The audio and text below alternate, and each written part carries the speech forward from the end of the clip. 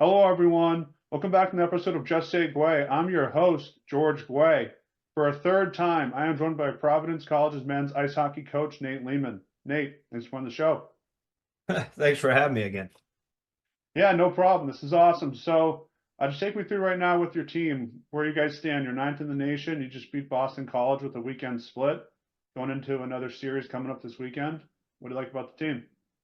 Um, I think our team can play heavy hockey. I like that. We have good size, we have good strength.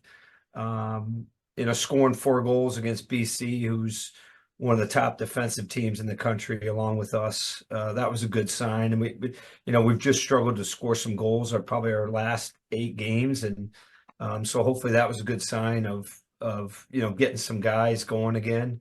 But I do like our scoring depth. I feel like we have a lot of guys that can contribute.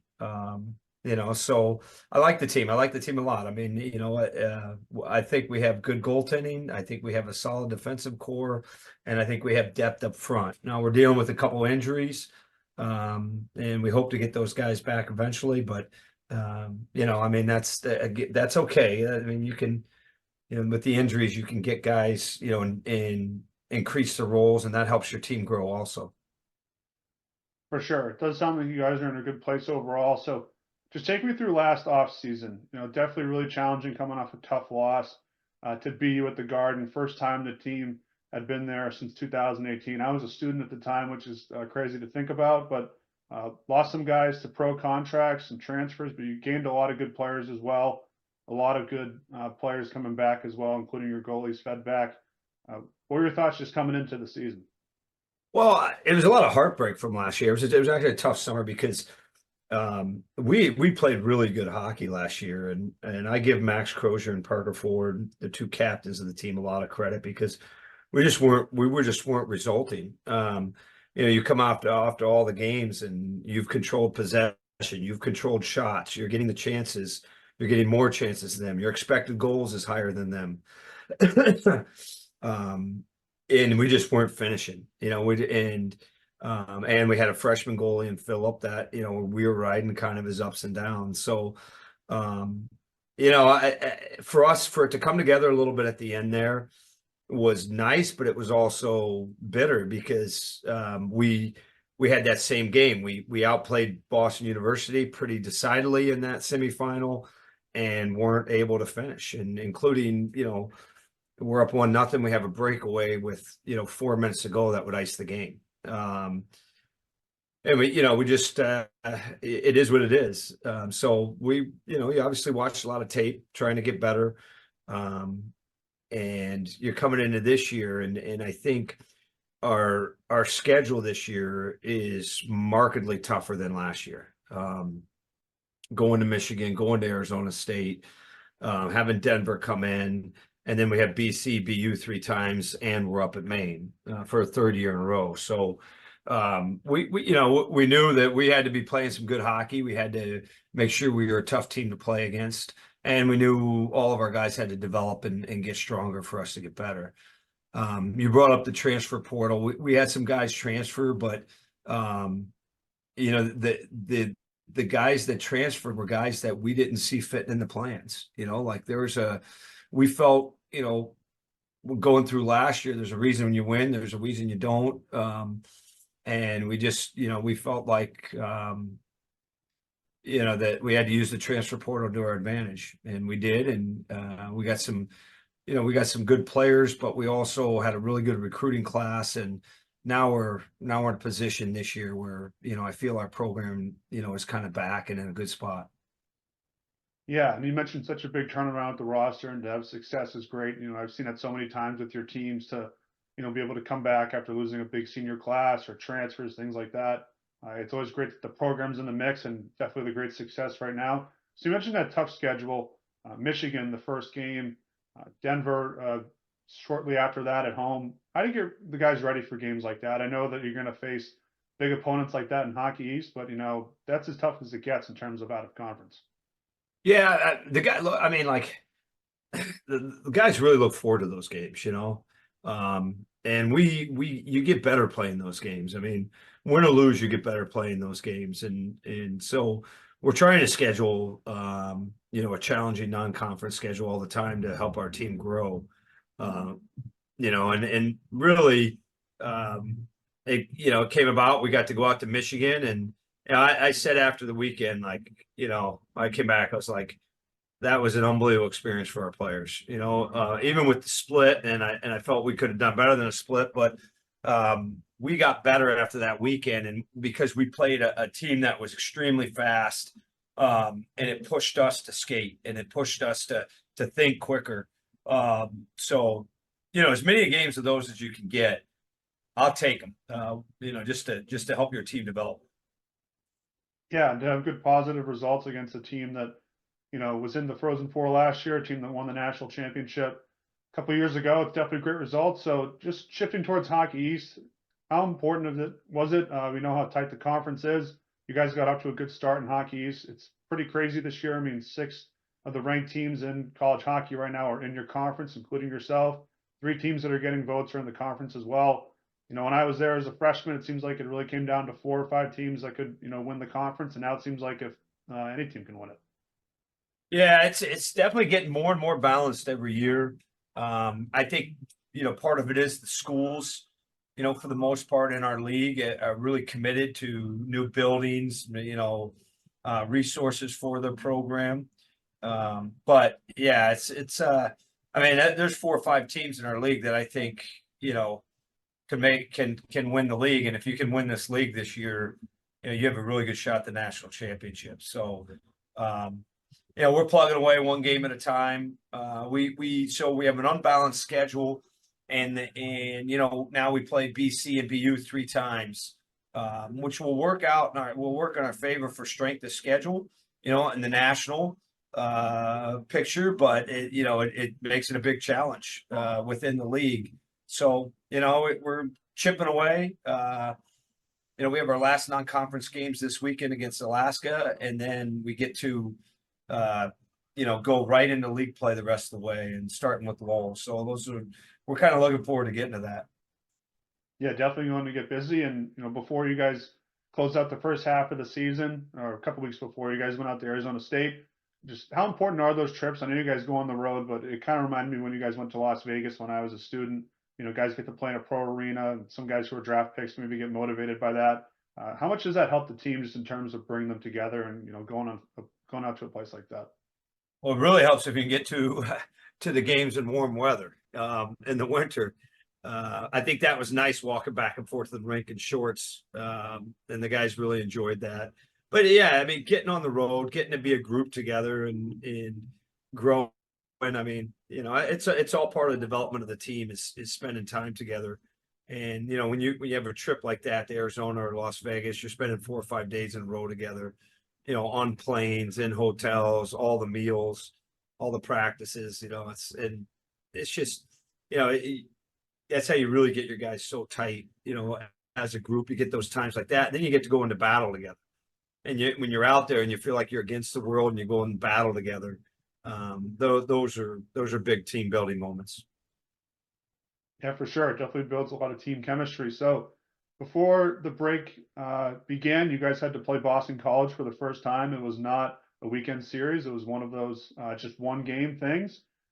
How important was it just to get a look at Boston College before that weekend series, last weekend? And I was just wondering, how do you game plan for a team like that? Because, I've seen some superstars come into Schneider Arena, and it's really been a big focus, like a Makar or an Eichel or a Trevor Zegras. But with a team like BC now, Cutter Gauthier comes off the ice, and that's a big stress. And here comes 3 more players just like him coming on. I mean, how do you game plan for that?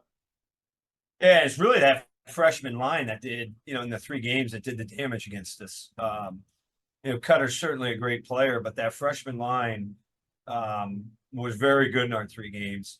I thought the first game we played against them was our best game against them. I thought we carried good portions of that game. I thought, I thought we had control of that game with 9 minutes left, and then we just took 2 penalties. And when you put 4 first rounders out there on a power play, you're playing with fire, and we did in that game. And so that was, that was unfortunate. The game that we won here, we really had to grind one out. I don't think we played great hockey last weekend, but I think, we found a way to grind through a game and to win. So that was good.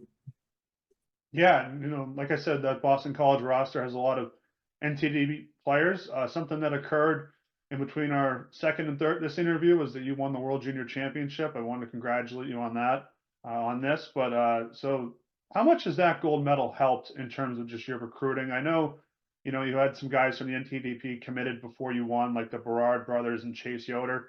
But it seems like a lot of guys that have ties to USA Hockey, international player coming here. Jack Parsons coming in next year. Trevor Connolly, who played at the Hlinka Gretzky Cup, going to be a first-round pick. I mean, has it really helped you at all? Yeah, I think so. We had a couple other recruits on that Hlinka team too, Alex Bales and JJ Montiero, who two guys that we're really excited about also. So, it I think overall it just gives you a little bit more credibility with those players. They know what the World Junior is all about, and having coached the team 3 times, I think they respect that, and they know that you're not going to get selected to coach that event if you're not a really good coach. Definitely, and just obviously they just won the gold medal. Some of the guys that you coached against, a lot of players from BC and BU on that team, and the one for USA. What does it speak just for USA Hockey, knowing that you guys won it a few years ago, and now the expectations are high, and they've done it again, and it seems like a lot of those guys are going to come back and maybe compete for a repeat. Well, I think when we won gold, all the talk around the tournament was this was Canada's best team ever. And they had, I don't know, like a record number of first rounders on their team and things like that. Fast forward to this year's gold medal for the US. And like our team the US was clearly the best team in the tournament. We had the most skill, we had the best players. And I think that's what's exciting for USA Hockey is to go into an event like that and be able to have the best players in the event. And that's a big step. That's a great step for USA, and hopefully it continues. Yeah, for sure. Definitely a lot of inspiration will be provided by those players for people to want to continue to win and play hockey and things like that. It's all good things. So I know we've talked a lot about beating BC, but just what did it say about your team that it was not a great night the night before, but they came back strong and won the game and finished it out. Yeah, I mean, when we watched the tape after the Friday night game and got the analytics, the expected goals in the game were 3.5 to 2.75. So, we had outshot them. We had a good number of chances.